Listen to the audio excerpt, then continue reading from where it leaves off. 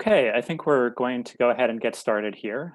Good day to everyone, and thank you very much for joining us for the third webinar in the Accountability Framework Initiative's Company Training and Learning webinar series, and together with our partners here, who I'll introduce in just a moment. My name is Jeff Milder. I'm the Director of Global Programs at the Rainforest Alliance, and I lead the backbone team for the Accountability Framework Initiative, and I'll be serving as moderator for today's session. Next slide, please, Leah. Today's webinar focuses on reporting on forest risk commodities. And this is a topic that we know is front of mind for many companies that produce or source commodities linked to deforestation.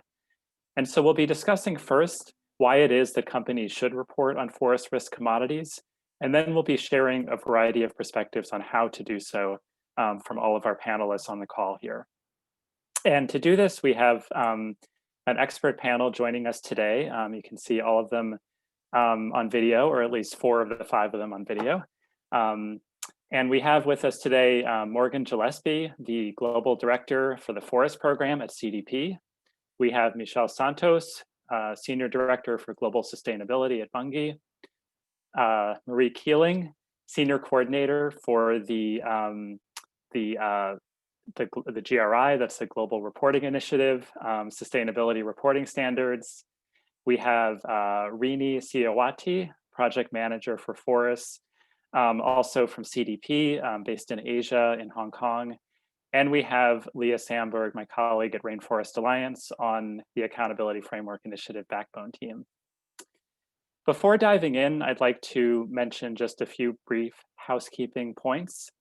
This webinar is being recorded, and the recording will be available afterwards. So if you have any friends or colleagues who might be interested, feel free to let them know about this and they can watch it later. And we also very much welcome your questions and comments. Please use the Q&A function to enter these, and we will have time after the panel presentations to answer as many of these as we can. And now, with no further ado, I'd like to pass the word over to Morgan to lead us off. Morgan. Thank you, Jeff. It's such a pleasure to be here today and to speak to everyone on the call. And also, what you don't know is we're going to be launching a report at the end of this webinar that's going to give you some firsthand information about how companies are doing as it relates to reporting on the topic of deforestation. Now, I'm not really going to do an introduction. Jeff's done a great job of that, but I wanted to speak to you just for 5 minutes about, why reporting, why transparency, why accountability, how does reporting help companies meet stakeholder expectations? Now, you don't need me to tell you that the finance market, the capital market has really woken up in our COVID times, our 2020 world, to environmental risk. And they're no longer framing environmental risk through the lens of emissions, but thinking more holistically about environmental risk, particularly about biodiversity, which is intrinsically linked to deforestation, forest degradation. Now, the financial market are really starting to take action to drive performance improvements through their investee or through their loan companies to improve their environmental performance, to reduce the negative impact that companies can have on the environment. Speaking for CDP, we're very proud to say that we engage with 515 investors globally. This covers asset owners, asset managers, banks, insurance providers who support our disclosure platform and the questionnaires that we send out each year. Now, these 515 financial institutions have 106 trillion US dollars in assets. They are speaking with their money in terms of the performance that they want. Now, additionally, corporate reporting no longer goes to capital markets players. Increasingly, this data is also going back to companies. Last year, CDP saw 539 companies that were actually asked to respond to our forest questionnaire by their customers, right? So customers are now using corporate reporting to understand the risks and opportunities within their supply chains, to ensure compliance with sustainability policies, and to increasingly to support and track on traceability efforts. And it was really great to see that last year in 2019, 60% of suppliers actually responded to their customers' request. And finally, when we're thinking about stakeholders, we have capital markets players, we have companies themselves, but increasingly company or corporate data is also being shared with national and subnational governments. I think there's pretty unanimous recognition that companies obviously have a huge role to play, not only in driving the transformation required to ensure a 1.5-degree world, but also in supporting the SDGs, and also increasingly in supporting the upcoming biodiversity targets. The Convention on Biological Diversity this year, as they're starting to reframe which will be the next FACI targets, has expressly targeted more engagement with the private sector. They recognize that companies are going to be critical to the success in the next series of targets if we really want to halt biodiversity loss in the way that we know that we need to.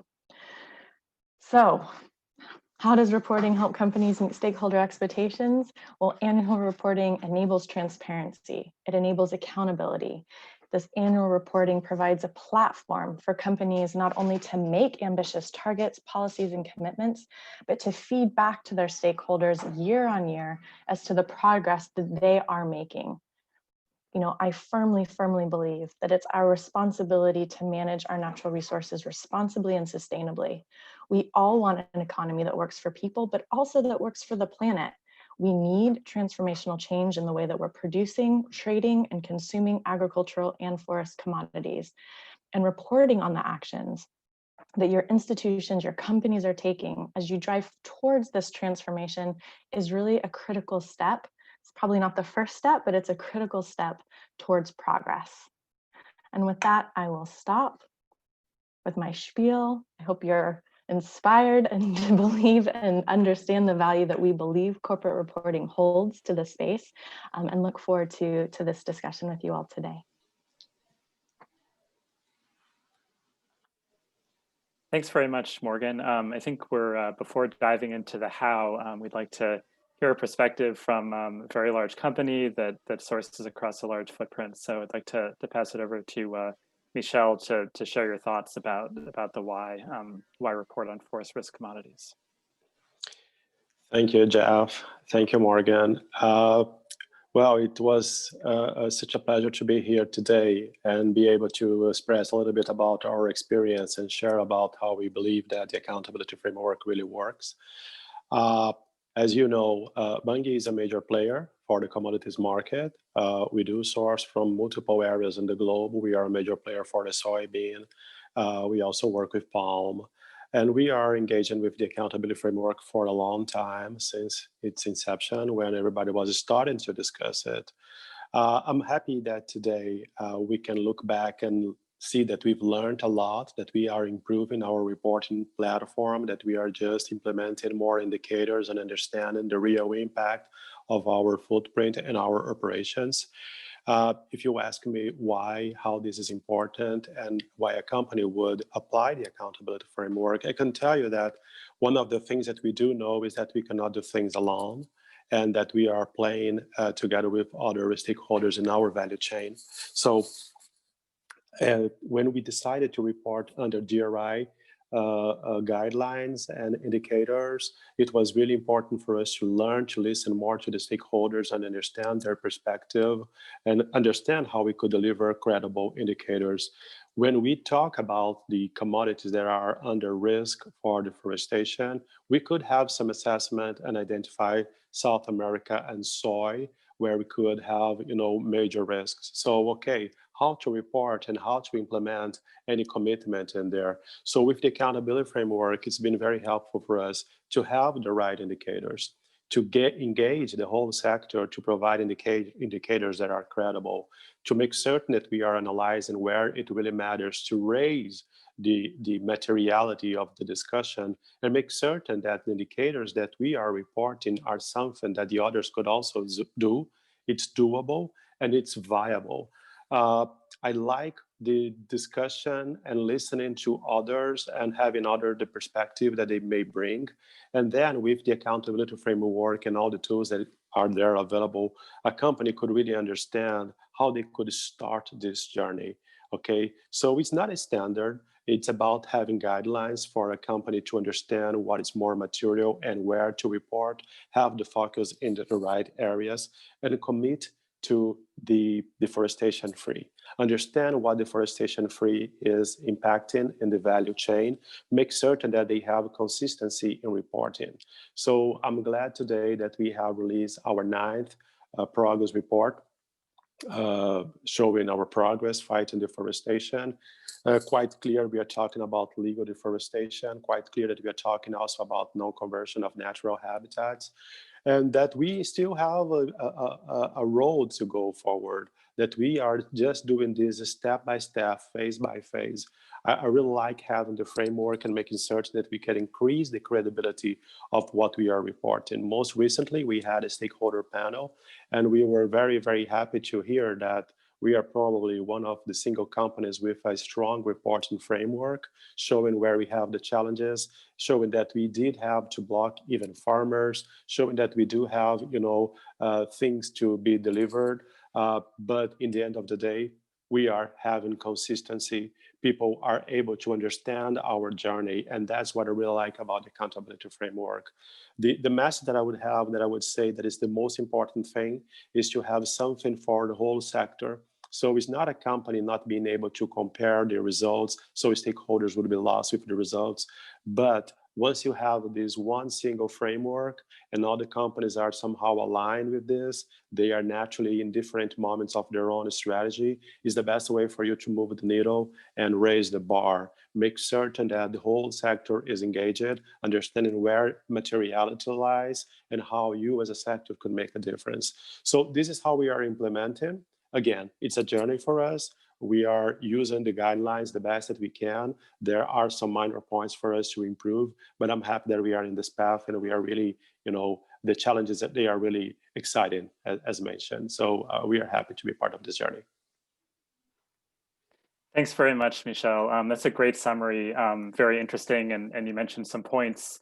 We'll be picking up later, I think, the importance of year-on-year reporting to be able to show progress and be transparent to your customers and stakeholders about that. Also consistency across sectors, which of course is what soy buyers and others are also asking for out of Europe and the UK and elsewhere, is that consistency. So it's great that you've been able to build a reporting system with some of those attributes. And I imagine maybe some of the participants on the webinar will have some specific questions for you about how you've done that. We'll have some time for that later. So we've heard about the why, and we're going to turn now to a discussion about how to report on forest risk commodities. And in one way, reporting on complex supply chains is very complicated, but in other ways, it's actually quite simple. And what we've tried to do with the accountability framework and with our work with the partners on the call here is to try to present some basic principles about reporting in order to build this consistency and not ask every company to invent their own indicators. So we're very happy to be partnering with CDP, which is I think the leading forest risk reporting platform, and also with GRI, which has probably the most widely used reporting standard globally. And love to hear perspectives from all of you, but we're going to start with a brief overview from Leah, providing a bit of a high-level perspective on the how. So over to you, Leah.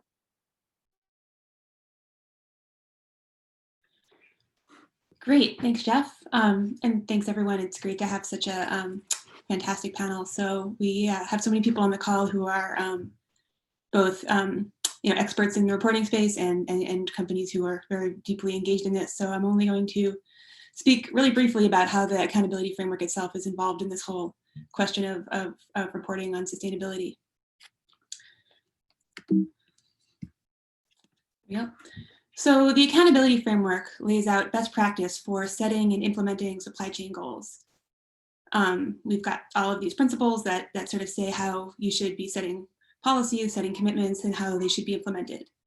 But to be recognized for progress towards those goals by buyers, investors, consumers, other stakeholders, companies need to communicate clear information about how they're carrying out those best practices. And this really brings us to the crucial third step of the ethical supply chain journey outlined by the accountability framework, which is to report on progress towards those goals.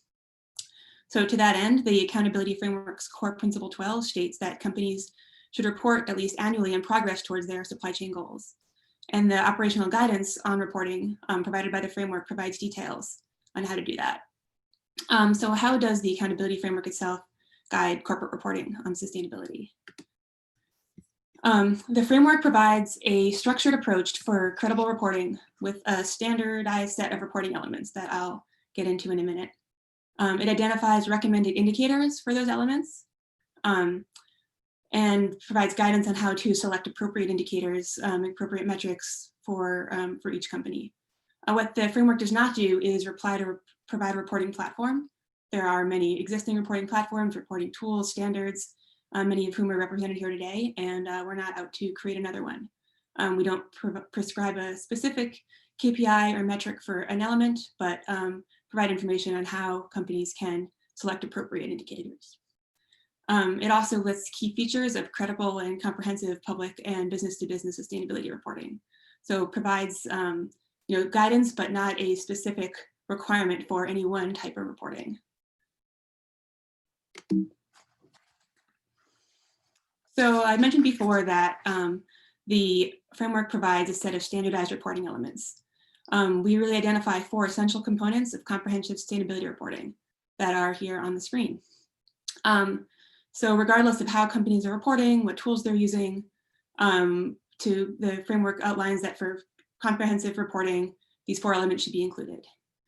And the first is company exposure to environmental and social risk. So roles in commodity production, land holdings, commodity purchases and the location and geographic origins of those purchases, and any salient risks to ecosystems or human rights linked to their operations or supply chains. The second element that the framework lays out is reporting on management systems and activities related to implementation of those commitments and policies. So these might include the systems used for risk assessments, supplier management, land use planning, monitoring, assurance mechanisms such as certification, all of the ways in which those policies and commitments are implemented. The third element that we identify is reporting on the degree of traceability and control in the company's supply chain. Traceability being how much of the commodities that they source can be traced to a specific location or supply chain stage, and control being the proportion of their supply chain volume for which compliance with their policies can be known. And fourth, we ask that companies report on the outcomes of commitments. These outcomes can sort of be in 2 forms, one on progress towards compliance, what % of your supply chain is deforestation free, for example. And the second being to the best extent possible reporting on outcomes of on the ground. So we are encouraging companies to report, for example, on their deforestation footprint whenever possible. And we have more forthcoming thoughts on that and guidance coming. So once we have these elements, we really say that companies can report through any number of existing reporting tools, reporting standards. There are many ways to really effectively report on all of these elements. Here's a few on the screen that we recommend. We say that are aligned with the framework that can be used effectively to report in alignment with the framework's best practice. The first, in which we'll hear from in a minute, is the Global Reporting Initiative. With the inclusion of indicators on ecosystem diversion, a forthcoming agriculture and fishing sector standard, which Marie is going to talk about more shortly, will allow for comprehensive reporting on all of the topics outlined in the framework. CDP, as Morgan has said, as of 2020, this year's questionnaire, companies can use CDP's forest questionnaire to report fully on all aspects of deforestation and conversion and many of the land rights elements included in the framework. Another reporting platform that can be used to report effectively in line with the framework is the UN Guiding Principles Reporting Framework, which provides a structure for reporting on policies and implementation related to human rights. And then the Implementation Reporting Framework, designed by ProForest and many of their colleagues, facilitates volume-based reporting on compliance of currently palm oil volumes, although they're working with other commodities as well, coming soon. So the framework provides this best practice. It provides guidance on the elements that should be reported on, provides suggested indicators, recommended indicators that companies can used to guide their reporting and then guides them to report effectively using existing reporting platforms and standards. And that's the brief overview, and I'll hand that back over to Jeff.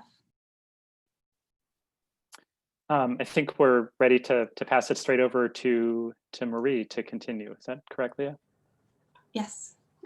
Over to you. Great. Yes. Marie. Hi, everyone. You able to hear me? Yes, you are. Hi, I'm Marie Keeling, and I'm picking up where Leah has left off. I'm going to talk about the GRI Agriculture and Fishing Sector Standard. Firstly, I just want to give a brief overview of GRI for those who are not familiar. So GRI is an independent international organization providing a global common language for corporate transparency. And the core product of GRI is, of course, the GRI standards, which are designed to help communicate organizations' impacts on economy, environment, and society. So the standards are developed through a transparent and multi-stakeholder process under the purview of the independent standards setting body, the Global Sustainability Standards Board, which I'll probably refer to as the GSSB. Next slide. So I'm here to talk about the sector standards program, of which I'm a part. So the GRI sector standards are the newest addition to the family of the GRI standards. And the GSSB launched this program to develop sector standards in 2018. And this was essentially because at a time when increasing urgency to tackle global sustainability challenges, we're still seeing inconsistencies in the ways that individual companies report on their impacts. So the GSSB believes that the authoritative information on sector-specific impacts can focus sustainability reporting on the issues that matter most and can reflect and set stakeholder expectations for sector sustainability reporting. And this will improve transparency and accountability, leading to stronger foundation for sustainable decision-making. Next slide. So quickly onto the purpose of the sector standards is to address these issues by providing clarity on sector impacts and by providing a firm foundation to help organizations focus their reporting. And at the same time, enhance the GRI standards by surfacing emerging issues for the future development of standards. We have 2 pilot projects as a part of the sector program at the moment. The first is the oil, gas and coal project, which of that project, the oil and gas sector standard has just finished its public comment period. And we're currently assessing public comments on that. And the second pilot, which I'm involved in, is agriculture and fishing, which is currently in a drafting phase. Next slide. So for those of you who are not familiar with the system of GRI standards, I just want to give you a bit of context of how they fit together. So at the moment, the universal standards are also under review. So what I'm showing you here is, as well as the sector program is kind of in development, but for the time being, we have the universal standards, which includes 3 universal standards and includes general disclosures for organizations, and also GRI 103, which is designed to identify and report general information on an organization's material topics. And then if we jump across to the right-hand side of the slide, we have the topic standards. So there's 34 topic standards, which are organized into economic, environmental, and social series. And these standards are sector agnostic. So they can be applied to any organization that deems the topic material. So then we have down the center, the addition of the sector standards, which now sits between universal and topic standards. And the idea of a sector standard is that it will inform an organization's selection of material topics and guide them through to using the GRI standards to report on these topics. Next slide, please. So with that very, very brief introduction to sector standards and how they work, could I go to the next slide, Leah? Oh, yes, it is. Sorry, one back one. Just one note on how we develop the GRI standards. So as with all GRI standards, it's a transparent multi-stakeholder process. And of course, it's under the responsibility of the Global Sustainability Standards Board and follows the due process protocol. And the development of the content of the standard is led by a project working group where we have representation from civil society, business institutions, labor organizations, investors, and mediating institutions. We also have representation globally, so striving for geographic representation. And in the case of agriculture and fishing, we have representation from livestock, crop production, aquaculture, and wild capture fisheries. So it's a very broad, very interesting group to be a part of. Next slide. So now on to probably the interesting part, which is the content of the agriculture and fishing sector standard. So this slide represents where our working group has come to in identifying likely material topics for the agriculture and fishing sectors. So there's been a number of iterations of this list of topics before, and the work is still ongoing. So this list of topics may change before we come to public consultation, which we plan for end of Q1 2021. So for each of these topics, the working group has been working over the past months to articulate the most significant impacts of the sectors in these topic areas and identify appropriate reporting. So you'll see that there's kind of themes that run through these topics, and also likely identify there's lots of interrelationships and links between the topics as well. So all of those things have been a part of the discussion with our working group. So in many of these cases, the topics correlate to existing GRI standards. However, in others, for example, the natural ecosystem conversion, it has been identified as a gap in the GRI framework.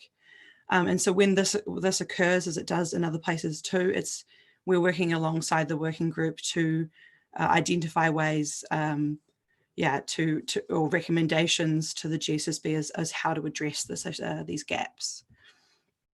And we can go to the next slide, and that kind of brings me, yes, to my comments on aligning with the accountability framework. So at this stage, the key ways that the process has seemed to align with the framework has been obviously through representation on the project working group from Leah, who you just heard from, and that has given rise to a submission from members of the group on this topic of conversion, of ecosystem conversion, and those options or those recommendations are still being considered by the project working group and will go forward in the development of the standard. And the other way is actually also recommendations from members of the group to align with definitions for issues or terms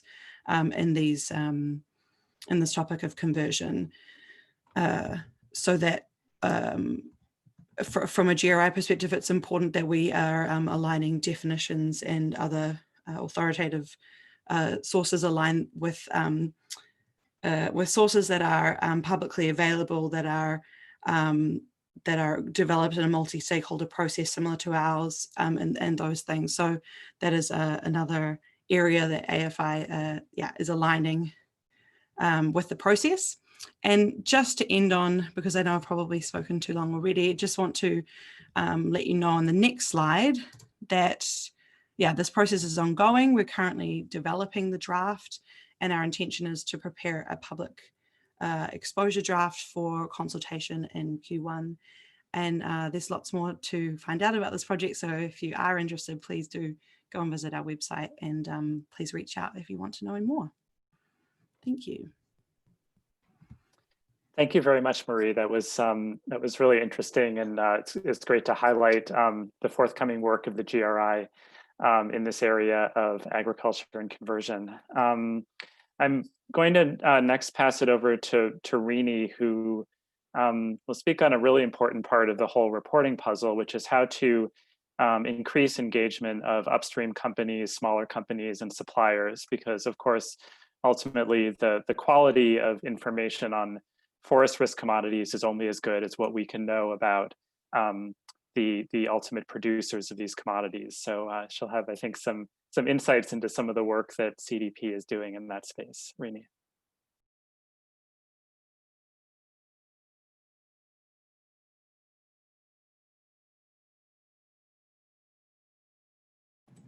Sorry. Thank you very much, Jeff. Thank you for the introduction. As what Jeff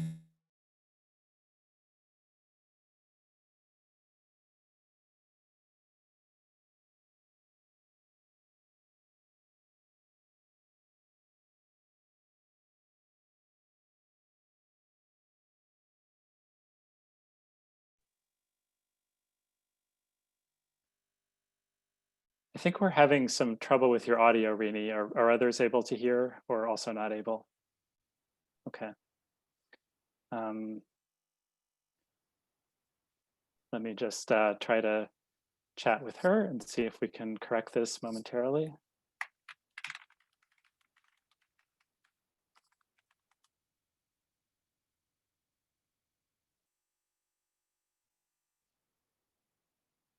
Okay, we're going to come back to Rini in just a moment and see if she can do some technological wizardry there. Sit tight. We're just going to swap the order here, and I'd like to come back to Morgan again, who will be sharing a report that we have just released. So Morgan, go ahead. Thanks, Jeff, and apologies for poor Rini's audio troubles. Hopefully we can have her come back. Leah, could you pull the report slides up, please? So as Jeff, while Leah's doing that, I'll go ahead and get started. So as Jeff said, we are very excited today to be launching a world first, our very first AFI and CDP joint report. So the title of this report is Disclosure for a Deforestation-Free Supply Chain, an Accountability Framework Baseline for 2020 and Beyond. And as you would expect from the title, it's the very first time that we've been able to use CDP corporate responses, so the companies that responded to CDP in 2019, to assess a baseline for, okay, where is the market today as it relates to the AFI's core principles. Leah, are you able to change the slides? Okay, perfect. Thank you. So just before we kind of get started, a few key messages I want to highlight. You know, as Leah said, as you sort of articulated, AFI and CDP have been working collaboratively for years now behind the scenes to try to make sure that we are aligning definitions, that we are integrating sort of core principles from the AFI and translating those core principles into tangible reporting metrics or questions and metrics that companies can report on in a systematic way on an annual basis. So this alignment links the AFI expectations in terms of the core principles to the CDP reporting platform. As Leah already mentioned, by 2020, so this year's questionnaire, if you are a company and you reported via CDP this year, our questionnaire has been amended to cover all of the elements of the framework now related to deforestation. So the report that is going to be released today focuses on, just want to get the numbers correct for you, 543 companies that reported to CDP's Forest Questionnaire in 2019. The report actually uses data from a subset of those companies, 411 of which made full disclosures specific to forest risk commodities. And then a little nuance that I always like to point out is that because many companies actually report on more than one commodity, so many companies will report, for example, on cattle and soy. Some companies will report on all four commodities that we cover, timber, palm, soy, and cattle. We actually have 698 commodity-specific disclosures. So there's about 700 commodity-specific disclosures that this report is built upon.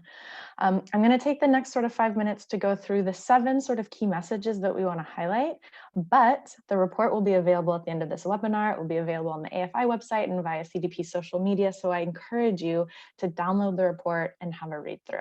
Next slide, please. So the first 2 key findings are really talking about policies and commitments and how we're sort of doing to date. So good news, bad news, right? First bit of good news, about half, nearly half of companies that reported via CDP in 2019 had policies or commitments to produce or source at least one of or more of their commodities to be free from deforestation or ecosystem conversion.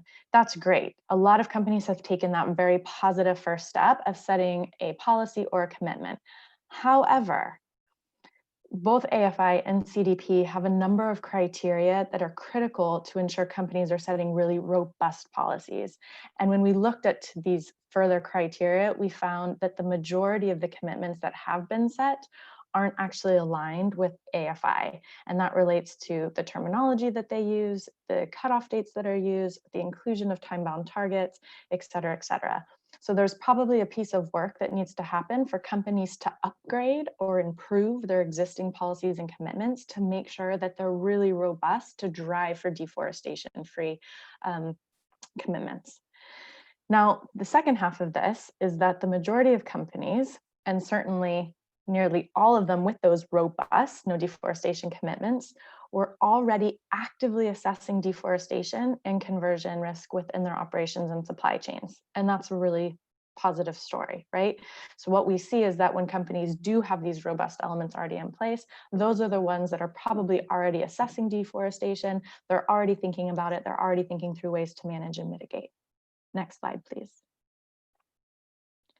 Next, we wanted to focus on sort of supply chain traceability. And again, what we found is that traceability varied greatly. And that's kind of okay, right? We're looking at almost 700 unique disclosures. You would expect some variability.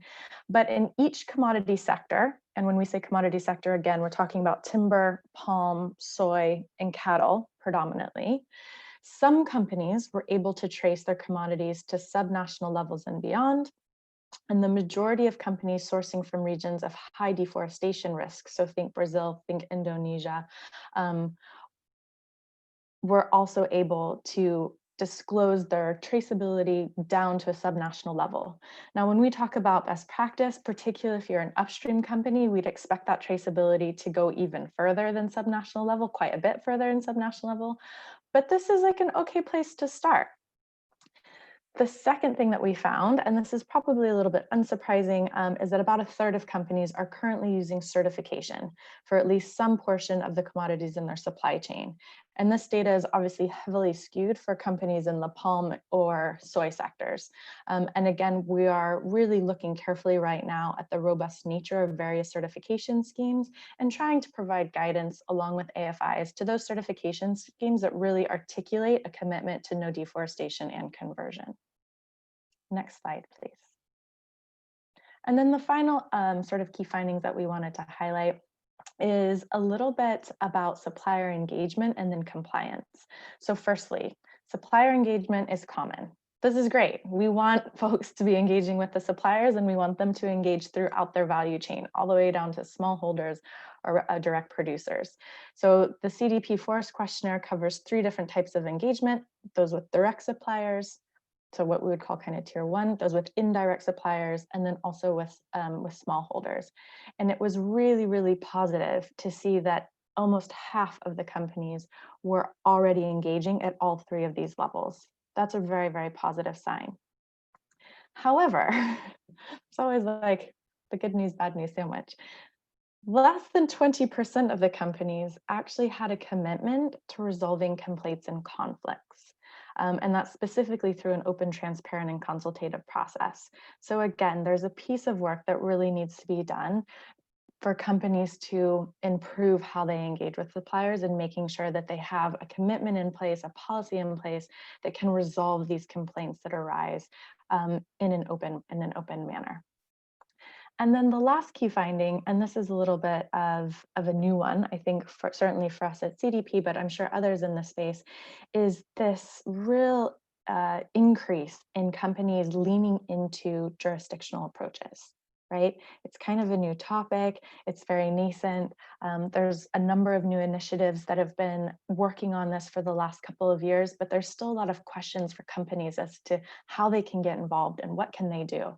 It was incredible to see that more than 80% of companies are reporting involvement in external initiatives, specifically such as jurisdictional or landscape approaches, or including sort of sectoral collaborations. So that's like a whirlwind tour of the top 7 key messages that we wanted to highlight to you guys today.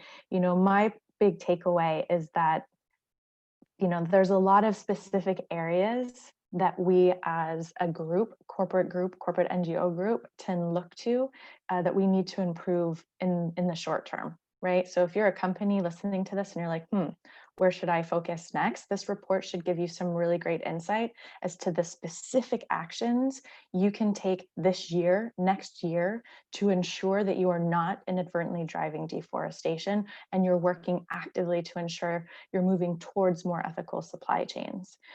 The other thing that I want to highlight is there's a lot of great case studies and really phenomenal examples of companies that are already doing and implementing best practice. And it's great that Michelle's here on the line today, because I'm sure he can share a little bit more about that. But there are ways that companies are doing this. The forest positive future is well within our grasp. With this data and insights, you should be able to have more clarity as to the actions that you as a company need to take. And I'll stop there and hopefully see if Rini's audio is working again, or Jeff, back over to you.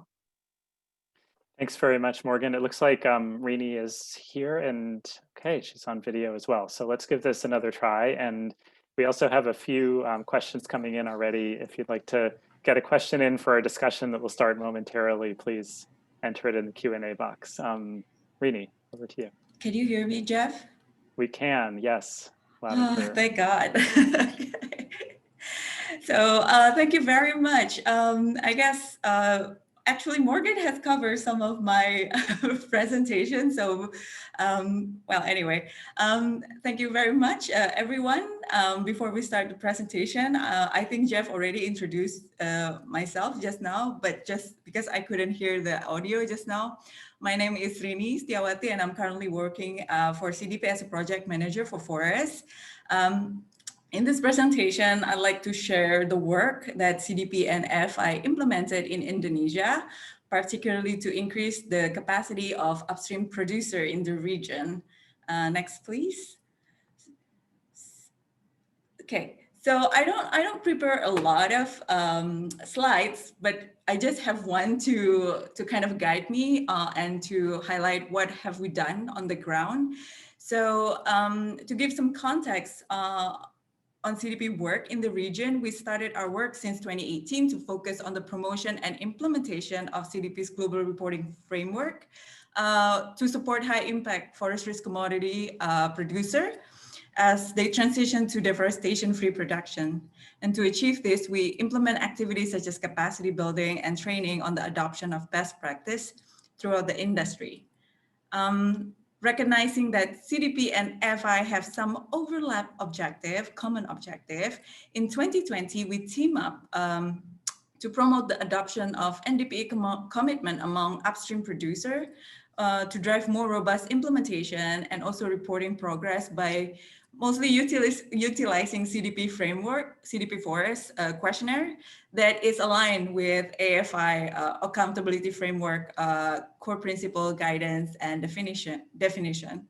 So learning from our engagement, actually we found on the ground that among upstream producer, just handful companies that are quite familiar with CDP Forest questionnaire. So there's also a lot of opportunity to work towards introducing our framework to other companies. And for those who are already familiar with CDP, mostly are mainly the big traders company, not too upstream, but yeah, we can consider them as upstream as well. And of course, as I mentioned, majority of companies that we engage, they have yet familiar on CDP or FI. So in our engagement with producer, we utilize CDP Forest questionnaire as the tool to provide a stepwise approach to illustrate what data that company needs to collect, measure, and report. We also highlight that Forest questionnaire, which has 9 modules, emphasize key concept for managing deforestation risk, and also to guide company to adoption of NDPE commitment and implementation. However, today I will only highlight several modules that are important to be reported for the upstream producers, including introduction modules, the first modules that highlight the importance of company reporting the land under their control and management that is used for the production of the commodities. Also, a company is expected to report the conversion of natural ecosystem on this land that they control or manage. The other thing is, this is quite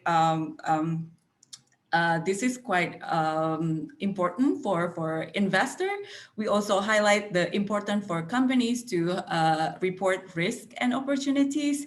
This model focus on the effort on companies' effort on identifying the potential risks and opportunities and impacts on their business. Also, the next module, which is governance. This module is very important as it collects information related to the governance of forest matters. And the most important part that we always highlight to producer is the policy and commitment. In module 6, or implementation, this is also a critical module as it requests information on how companies plan to implement or are already implementing their policy and commitments associated with forest-related issues. The question in this module asks details on public commitments to reduce deforestation and forest degradation, specific targets for improving sustainability, traceability system, certification scheme, regulatory compliance, as well as supplier compliance, also engagement on across value chains.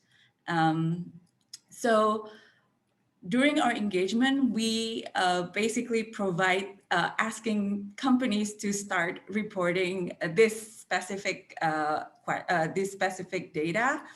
And in the engagement process, we recognize that we cannot just actually asking companies to start adopting this CDP and AFI framework to the upstream producer. We recognize a business case on the importance of reporting environmental and social policy is critical. What we're trying to do is we explore the driver that can drive behavior change among upstream producer. For example, we develop a business case related to changes on the regulatory, market access risk, or financial risk in order for the upstream producer to start adopting this framework, both CDP and reporting aligned with the AFI. Additionally, what we found really important for our work on the ground that we work with their buyers to get this most upstream producer to attend our, or to encourage their suppliers to participate in our event. And we also use this event as a discussion point and showing the best practice on a specific area, for example, commitment, what are the good commitment and who have done a good commitment and what they have done. Additionally, in our engagement, accountability framework team has been taking a role in highlighting what are the expectations from upstream producer in ensuring sustainable and ethical production. While from CDP, as I mentioned previously, through our data repository, we provide example of best practice in implementation. Together, we incentivize company to disclose through provision of one-on-one support to guide companies in disclosing to CDP and also adopting accountability framework. And to date, we have conducted two events for the upstream supplier. The first event is conducted on last June that focused on setting and strengthening commitments for managing deforestation risk. And while the second one was conducted on the 27th of August, which was focused on improving supplier management system for resilient supply chain. We found we will also have a third webinar focused on traceability. Throughout this month, like during our engagement, we also found that we managed to actually reach a lot of company in the upstream. And to date, we have like around 127 companies attended our event, including 50 companies, whereby 27 of them are palm oil tier two suppliers or small medium enterprise companies. Next, please. So I guess some lesson learned from our engagement on the ground. So as I mentioned, this is environmental reporting is still a very new concept among upstream producer, because every time we have an event on the ground, a lot of company actually starting from zero, asking how we actually can develop a good policy. And this is where our work actually being very crucial, because the AFI team has been, providing, you need to adopt specific, like we highlight the specific area that they need to start working on. And by using CDP questionnaire, we guide them to how to report it. And this is an iterative process. And also, as I mentioned, a lot of question about the accountability framework when we did engagement on the ground. And we also found that working with the buyers result a better or good positive result, because we have more targeted company that we can engage. So yeah, I guess that will wrap up my presentation. Thank you very much, Jeff. Great, thanks very much, Rini. Really glad we're able to work out the audio. It's great to hear the details of upstream reporting, which is so critical to this whole puzzle. So we have several questions, and we'll work through as many of these as we can. The first question is, with respect to reporting that's being provided by upstream stages of a supply chain, what are the steps to verify the validity of reporting done at a granular level, at the field level, for instance, as it's passed downstream to companies? I don't know if Morgan or Michelle would like to comment on that at all. Michelle, do you want to answer from a corporate perspective, and then I can answer from maybe a public reporting perspective? Sure, can you hear me? So in terms of verification, it's a little faint. I think it was better with your headset, if you don't mind. Sorry, can you hear me? Okay. In terms of verification, I think it's really important for a company to make certain that you have credibility.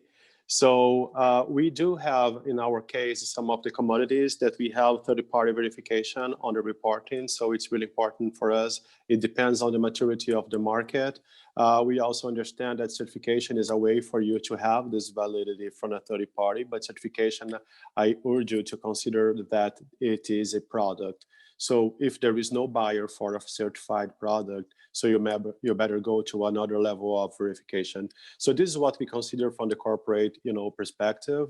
If you have buyers asking for certification, so you can prove that what you are doing is what you are doing, that's the best thing, because then you have a flow of premium that could reach the farmer. One of the things that I sometimes feel like lacking in the accountability framework is the incentives going straight to the farmers, and this is important for us to consider as well. Otherwise, verification by a third party is part of the journey. And naturally, all of these things are journey. Okay, so you have to start in the best way that you can. Make certain that you have all the tools available inside of the company, that these things are auditable, and then they are credible. That's what I would say from the corporate perspective. And then just the one thing that I'd add is, and I'm not sure how this aligns from an AFI perspective actually, so it might, Jeff, it's good to hear your guys' thoughts on this. To date, we don't require companies to verify any information when they report against CDP forest questionnaire. For CDP climate change, we do expect verification specifically on scope 1, scope 2 emissions and scope 3 emissions if you can. But on the topic of deforestation, there's yet to be sort of global consensus as to what information in a corporate disclosure should in fact be verified. We have an open-ended question that sort of enables companies to say, we verify this information. It could be risk assessment information. It could be volumetric information. But right now we leave it open to the companies to share information with their stakeholders as to what specific data that they are verifying. As and when the market comes to consensus as to, what information do we need to be verified, either from an external auditor or third-party supplier, we can incorporate that into the questionnaire. But right now, we leave it pretty open for companies to share the information they feel is important to their stakeholders. Thanks, Morgan. And I will add on from the perspective of the accountability framework that verification is one of the important dimensions of supply chain traceability and control. And in the elements for reporting that Leah mentioned, one of the ones she spoke to was the proportion of a company's supply chain that has a control mechanism by which it means that performance at the field level has been monitored and validated, and that can be done in different ways. Certification can be used. Many traders have systems that provide internal verification. And in our view, we need all of those mechanisms at play because supply chains are vast. No one tool is adequate in all places. So the accountability framework does encourage companies to report on the proportion of their supply chain that has that level of verification or control and which mechanisms they use. So we have a few more questions here. This one, hopefully we can answer fairly simply. Do the GRI and CDP specifically differentiate between no gross deforestation, no net deforestation, no deforestation of high conservation value or high carbon stock, et cetera, because deforestation free can be understood very differently? I think that's quite a simple response from me, so maybe I will go first. And the reality is that GRI does not have disclosures that directly relate to deforestation. As I mentioned before, this has been identified as a gap in our process for developing the agriculture and fishing standards. So we are still working to address this gap within the context of the standard development.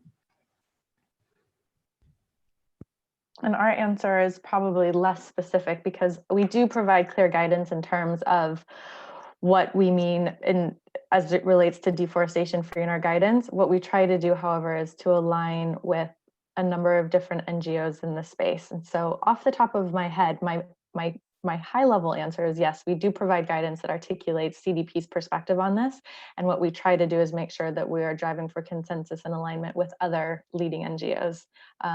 And what we also do try to do is push towards the more ambitious definitions as opposed to the less ambitious definitions. One thing that you'll see if you take a look at the report that Morgan was presenting that's now published is companies can actually specify what their commitment has to say, if it's a zero gross, zero net, et cetera. And all of those terms are specifically defined in the accountability framework. Within the accountability framework, for instance, we ask companies to make commitments to no gross deforestation and no gross conversion. But it's also important to define the other terms that are out there because some companies are using different terms. And of course, the most important thing is to be clear on what each entity has committed to, so there can be transparency around that. And of course, if for instance, a company has made a commitment to no net deforestation, that they may be ultimately asked by their stakeholders or their investors to upgrade that, and clarity on terms allows us to understand if and how that's being done. So we have just one more moment. I'm going to ask a big question and invite anyone to take a quick swipe at it, but I also want to say we'll have this webinar posted and we can post some answers to questions we didn't get to. Scope 3 emissions and greenhouse gas reporting is a big topic this year. What is the relationship between reporting on forest risk commodities and reporting on GHG emissions, especially Scope 3? And do we have any recommendations on how these can be best coordinated? I can take that. I'd love to hear Michelle's perspective.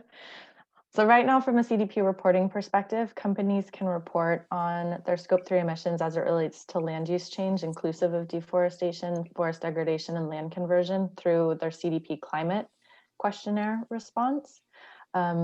We know that there is not great guidance to support companies in assessing the methodology for how they should be reporting on Scope 3 emissions, particularly as it relates to land use change. And we know that the Greenhouse Gas Protocol is currently convening a working group to update the GHG protocol guidance for companies within the land use sector, which should enable companies to be able to both baseline and report against their Scope 3 emissions in a more appropriate or consistent way, and the results of that working group update should be live from early next year. mid next year, early to mid next year, if my information is correct. There are some companies that are already doing it now, and they've been using the support of external consultants to do this sort of baselining and reporting, which is great. And there's definitely some leaders that have already undertaken that exercise. But from a corporate reporting perspective, CDP's position is that until there's clear guidance, globally recognized guidance that can articulate writ large how companies can go about doing this, then we don't necessarily feel that we can demand disclosure without the associated guidance necessary. So we're supportive of the greenhouse gas protocols update. Michelle, do you have? I'd love to hear your perspective. You just touched a very important point, because today our scope 3 covers around 95% of our total emissions, so it's really a lot. And why is like that? Because we do source soy, because we do source palm, so we are using these factors that are available today in the market. We are working with consultancies, so these factors, they are just bringing a lot of emissions for our life cycle analysis, because the soybean is coming from Brazil, because the palm is coming from Southeast Asia. So it's very complex. I fully agree. We have to get some kind of a common framework, and that would make things much easier and comparable for the industry, because my peers, they do not have necessarily the same level of emissions that I do have today. So we are just kind of tackling all the issues about deforestation free, how much could it be deforestation free, what is the baseline for that. But the factors that are there today, they say that soybean would have to be more than 20 years in a given landscape to be free of the land use chain component. So a lot of things is still to be studied, to be understood. But the thing is, once you have the non-deforestation pledge and the commitment that you are being able to deliver on that, you can also show that the emissions in your supply chain, they are less than one could expect. We have a tremendous portion under certification, and that's really important. That shows that there is no new deforestation, but that does not clean, what happens before 2008, for instance. So all of these things, I think that is important for us to discuss as a whole. A lot of markets are just kind of creating some kind of incentives. Other markets may be creating, barriers for the growth of this kind of analysis. So if we don't have enough clarity from all the frameworks, what happens is that company not necessarily will report. So you have some that could be exposed, others could be, not necessarily showing all the figures that they could have. So I think that the maturity of this kind of disclosure is kind of a common, and this is great. We are in this term some kind of a front runners. We are exposing ourselves, showing our figures. But I think that for the future, once we have more of the discussion on this topic, it's going to be easier for us to demonstrate, all the success and challenge that we have. Thanks, Michelle. I think that's a really important challenge that you've made to all of us who are working in this space. So I would say watch this space about clarity, the nexus between land use change and scope 3 emissions, really critical. Unfortunately, we're out of time. There were a few questions we didn't get to. We'll provide answers and feedback to those on our website along with the recording. And before we wrap up, I'd like to remind people again, this is the third of an ongoing webinar series, the Company Training and Learning webinar series. The prior webinars in September and October, you can watch recordings of those on the AFI website. And we have an upcoming webinar in a few weeks on how to use the accountability framework in tandem with certification and other tools. This should be very interesting. And after the new year, we'll have another session on responsible supply chain management. So we hope to see many of you again for those events. You can register by visiting the AFI website via the link shown on the screen. Thanks again for spending this hour with us, and hope to see you again and have a wonderful rest.